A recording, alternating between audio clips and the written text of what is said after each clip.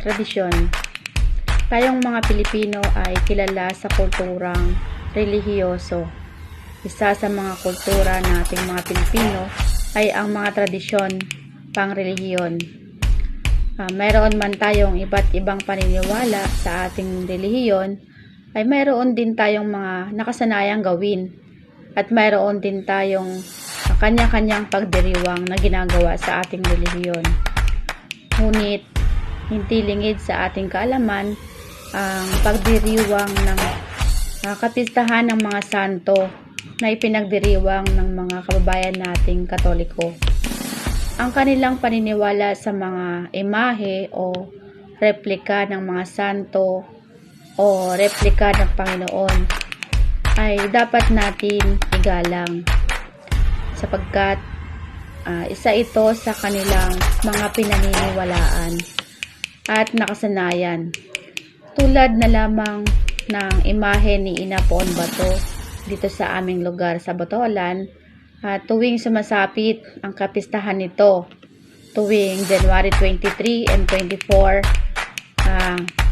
ang pagdiriwang ng kapistahan ni Ina Poon Bato bilang tradisyon na ng mga kabayan nating Katoliko, isa sa mga bahagi ng kanilang pinagdiriwang sa isang barangay kung saan nakalagak ang imahe. Bago pa man sumapit ang mismong araw ng pagdiriwang nito, ay marami silang inihahandang kaganapan tulad ng mga palaro sa barangay, mga pamilihan o bargain, at syempre hindi nawawala ang mga deboto. Ang mga deboto nito ay matyagang nakapila. Nagtsatsaga silang pumila kahit mahaba mula sa ibaba patungo sa bundok na kung saan nakalagak ang imahe ni Ina Poon Bato upang mahawakan at makapanalangin sila sa harapan mismo nitong imahe.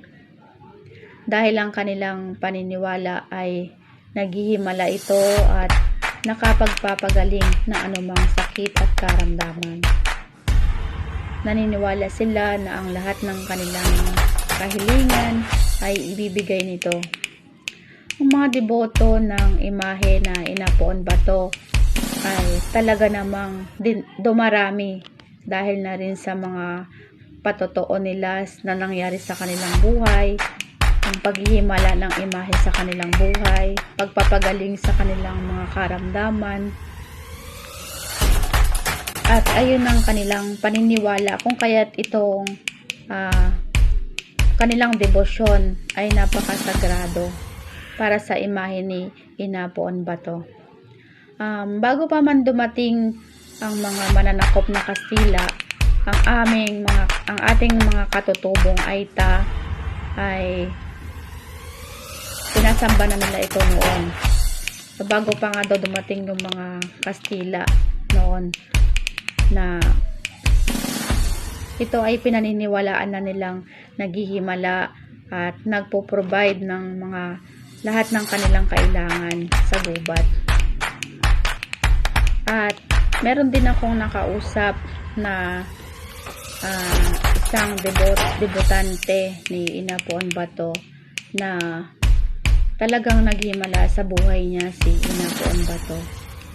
Dahil nga daw noon yung kanyang anak ay may sakit, impinangako niya ito sa pangalan ni Ina Poon Bato na pagalingin lamang yung kanyang anak ay taon-taon siyang dadalhin doon sa santo o sa imahe ni Ina Poon Bato.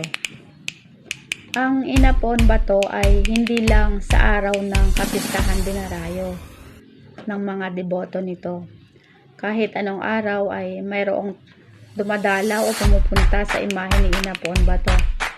Kasama din sa mga nakasanayan nila na gawin ay yung pagpupunas ng face towel sa buong katawan ni Ina Poon Bato at ihahaplos nila sa kanilang katawan o sa kanilang mga nararamdaman.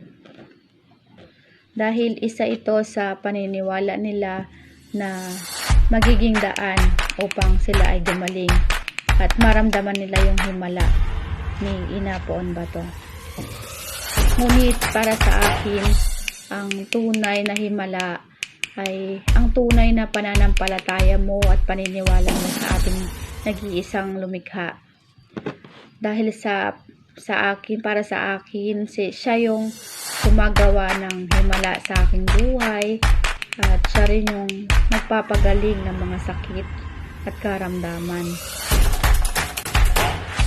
Para sa akin, ang tunay na himala ay makikita mo sa iyong sarili kung ikaw ay talagang naglilingkod at nananampalataya sa kanyang mga salita.